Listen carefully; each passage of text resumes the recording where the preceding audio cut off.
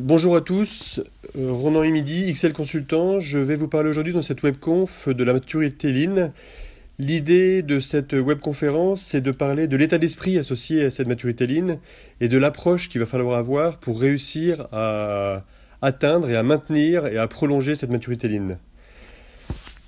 Avant de parler de la maturité Lean, je vais vous parler de la façon d'installer l'engagement avec les équipes, puisque autour de cette maturité Lean, il y a bien sûr les hommes, et on va en parler beaucoup pendant cette webconférence. Comment cette maturité Lean s'inscrit en termes d'engagement? Sur ce pont de l'engagement qu'on a dessiné sur le slide, on a en fait sur la partie droite la patte de la vision et de l'envie qui est celle qui est générée par le management et par l'encadrement, qui en donnant une vision va donner envie aux gens de s'engager dans la démarche. Sur la patte de gauche de ce pont de l'engagement, on a la confiance et l'énergie. La confiance va naître des activités et des réussites terrain qui seront faites par les équipes, qui vont leur apporter l'énergie à vouloir continuer et avancer dans l'aventure. Et de cette énergie, de cette envie, va naître un engagement. Cet engagement va permettre de déployer la méthode. Et pour déployer cette méthode, sur le slide suivant, on voit qu'une fois qu'on atteint une certaine maturité dans l'organisation, en utilisant correctement la répartition des rôles et des responsabilités dans l'entreprise, les cales qu'on utilise pour garantir que ce qu'on met en place se maintient sont bien exploités. On parle bien sûr en particulier des standards, des audits, des indicateurs, du pilotage, etc.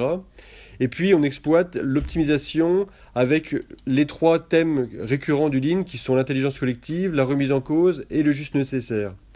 Ce qu'on voit avec le diagramme de droite, c'est que pour arriver à faire ça, entre les opérationnels purs, qui sont les opérateurs, et l'encadrement qui est matérialisé par le directeur en haut de l'axe vertical, on a une répartition équilibrée et qui évolue entre le côté exécutif de l'utilisation des standards et de l'évolution, qui diminue plus on augmente vers la partie haute de cet axe. C'est-à-dire que les opérateurs vont appliquer les règles et aider à les faire évoluer. Et les directeurs, eux, vont eux aussi, mais à une moindre mesure, appliquer des règles, mais surtout se consacrer plus de temps à faire évoluer et à réfléchir sur le lendemain. Si on fait ça, on a normalement un équilibre, une répartition qui fait que les choses fonctionnent. Pourtant, ce qu'on constate aujourd'hui dans l'entreprise, c'est que les dirigeants sont contents de leur stratégie et de leur choix stratégique, mais la façon dont cette stratégie se déploie pour continuer à performer et à évoluer dans l'entreprise, eh bien seulement un quart sont satisfaits. Donc cette vidéo a pour but d'essayer de comprendre et de proposer des solutions pour aller réussir l'emphase entre la stratégie et l'exécution de cette stratégie sur le terrain. Comment est-ce que ça va se passer? Eh bien, ça va être en garantissant que ce qui est décidé en stratégie sera en lien avec les actions et les besoins sur le terrain pour les gens opérationnels. Pour cela, on va donc utiliser le Hoshinkanri qui, en définissant une stratégie et donc une direction à l'aiguille de la boussole, c'est la traduction de Hoshinkanri, on va définir des projets qui seront suivis dans une Obeya, qui vont être associés, eux, à des kaizen et à des activités terrain pour aller améliorer et impacter les processus concernés. On va donc, grâce à ça, aller faire du travail aux interfaces entre les services, ce qui est fondamental pour avoir quelque chose d'équilibré dans l'entreprise. On va accompagner les équipes en créant une structure et de l'autonomie, puisque les gens sauront ce qu'ils ont à faire dans leur propre projet ou dans leur propre kaizen. Et on va continuer à dérouler tout ça sur une base de méthodologie classique, j'ai envie de dire, mais très axé sur l'emphase entre le terrain et le management, c'est-à-dire qu'on va toujours aller chercher le why, le pourquoi de ce qui se passe. On va faire du go on see, c'est vraiment aller voir sur le terrain ce qui se passe, et tout ça on va le faire avec une vraie notion de respect, un respect humain qui doit s'installer entre les managers et les équipes. Tout ça, ça va amener une boucle équilibré entre des quick wins, donc des victoires rapides, et des actions long terme qui vont être menées dans le cadre de cette stratégie.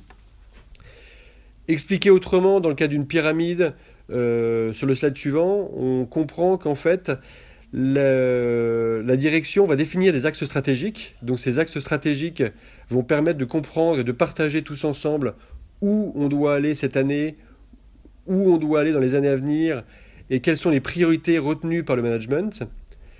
Mais une fois que ces priorités sont définies, c'est les opérationnels qui, eux, vont venir proposer des initiatives terrain qui permettent d'impacter les objectifs définis par la direction. Et une fois que ces initiatives terrain sont proposées, il y aura un système de convergence qui va se mettre en place et qui va permettre de retenir les idées et les actions, les kaizen, les projets à mener pour faire que ce qui est fait sur le terrain est en phase avec les attentes de la direction. Et tout ça, on va le piloter au quotidien avec un équilibrage entre les axes SQDC, donc sécurité, qualité, délai et coût, pour être sûr de ne pas en oublier un complètement et donc d'effondrer quelque part l'équilibre qui doit se créer entre ces axes. Et ce qui va être le plus fondamental là-dedans, et je vais revenir sur ce sujet sur le slide suivant, c'est le côté humain dans tout ça. On l'illustre dans le slide suivant par l'équation du changement, qui est un slide que j'apprécie beaucoup, puisque en fait il reprend via 5 incontournables la réussite ou pas d'un changement. Et en fait, un changement est réussi s'il y a une vision, si l'incitation au changement est bien explicitée et existante, si les compétences sont là, si les ressources sont là, et si le plan d'action est clairement défini. Et ce qui est intéressant dans cette diapositive, c'est de comprendre que si l'un de ces éléments manque, le château s'effondre. Je vais prendre juste un exemple, mais s'il manque une vision clairement définie de cette stratégie par le management, eh bien, il y aura confusion pour les équipes, et les équipes ne sauront pas exactement où aller, et on va perdre beaucoup de temps dans le déroulement. Si on manque de ressources, c'est-à-dire que le manager fait du top-down et ne s'attache pas à s'assurer qu'il y a les ressources suffisantes pour mener les actions, eh ben on va créer de la frustration et il y aura une problématique qui va se créer et donc un problème dans le maintien et dans le prolongement de cette maturité lean.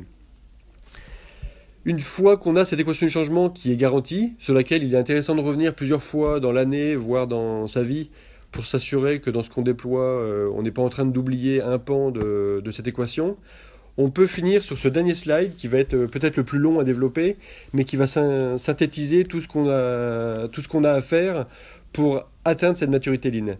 La maturité lean, elle s'atteint sûrement par les outils, je commence par la dernière des 3 flèches, mais sûrement encore plus par l'aptitude et la maîtrise du comportement à avoir pour faire du lean, le lean thinking, la façon de se comporter dans le lean et le leadership qu'on va y associer. Pourquoi? Parce que ce comportement et ce leadership va nous permettre d'utiliser les outils pour continuer à faire avancer notre petite bicyclette qui est à gauche, qui est liée à une citation d'Einstein que vous voyez elle aussi sur le milieu de l'écran. C'est-à-dire que pour maintenir le système en mouvement, on va utiliser ce comportement et ce leadership, et ce système en mouvement va permettre de le maintenir en vie, puisque l'équilibre vient du mouvement. C'était la phrase d'Einstein, en gros. Et pour faire ça, on va le faire sur les axes principaux qu'on utilise en général en développement stratégique. Ces axes, ce sont l'axe des hommes, donc des ressources humaines et du pilotage des hommes et de leur sécurité, l'axe de l'innovation, l'axe de la qualité, l'axe de la productivité et l'axe du service.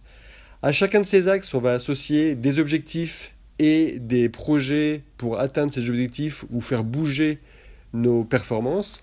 Et tout ça, on va le faire en essayant de travailler sur une cohérence dans la démarche, c'est-à-dire qu'on va avoir une démarche cohérente entre les différents projets qui sont retenus dans les différents axes. On va travailler sur l'ensemble de la chaîne de valeur, aussi bien sur les flux physiques et d'informations, en équilibrant tout ce qui est projet long terme et Kaizen. On doit maintenir ces 2 activités en parallèle dans l'activité d'amélioration continue. Et ça, comment est-ce qu'on va le faire? Il ne me reste plus que 4 alvéoles à décrire. Eh bien, on va le faire en management par l'écart, c'est-à-dire qu'on va analyser les écarts qu'on a par rapport à nos objectifs pour aller les diminuer, les analyser. Et puis, on va figer et stabiliser les solutions trouvées par des données exploitables et des standards bien établis. C'est ces standards qui vont permettre de figer la situation à l'état où on l'aura amené à l'instant T. Ça ne veut pas dire que ce standard est figé à vie, bien sûr, hein. C'est-à-dire qu'il est figé pour donner une référence de base à la solution qui a été trouvée. Et ensuite, les deux dernières alvéoles, eh bien, on va faire tout ça en n'oubliant pas la voix du client. Qu'est-ce que veut le client pour pas partir sur des délires personnels de certains axes. L'objectif reste le client interne ou le client final, mais le client en tout cas. Et puis, on va raisonner avec cette approche résolution de problème qui est l'approche je vais chercher la cause racine, je la tue, ou en tout cas je lui trouve une solution de manière à ne plus avoir à revenir dessus et à m'en servir et à le caler via un standard. Si on applique tout ça, on est dans une maturité lean qui va nous permettre de nous projeter et de renouveler cette projection année après année sur un développement stratégique. Et la dernière phrase qui est à retenir, c'est celle qui est en bas à droite de ce slide, c'est le fait que pour faire tout ça, en fait, il faut des hommes, je commence encore une fois par la fin de la phrase, donc c'est les people qu'on va utiliser parce qu'ils ont des ressources et qui sont impliqués dans cette démarche. Et le cadre sera à faire avec des règles qu'on doit se définir ensemble, qui passent par des standards. On va bien répartir nos rôles et responsabilités, parce que ça c'est aussi un des fondamentaux qui doit être développé pour que l'organisation soit efficace. Et puis, on va définir des objectifs, donc des goals, des objectifs très précis pour chacun, pour être sûr que tout le monde partage ces objectifs et qu'on ne découvre pas l'objectif du voisin qui peut être en conflit avec le nôtre en cours du développement ou du déploiement du stratégique. Si on applique l'ensemble de tout ce que je viens de décrire ici, on arrive à une organisation qui a une maturité lean, c'est-à-dire que les basiques que j'ai expliqués au début des slides sont là, et ce que j'ai expliqué sur la suite des slides va nous permettre d'augmenter cette maturité, la maturité étant le fait de durer dans le temps avec un peu plus d'intelligence ou un peu plus de maîtrise de ce qu'on fait au quotidien. Et c'est ce que cet événement vous proposez, et j'espère que ça vous donnera envie d'aller plus loin avec XL et avec moi. Bonne fin de journée à vous et à très bientôt.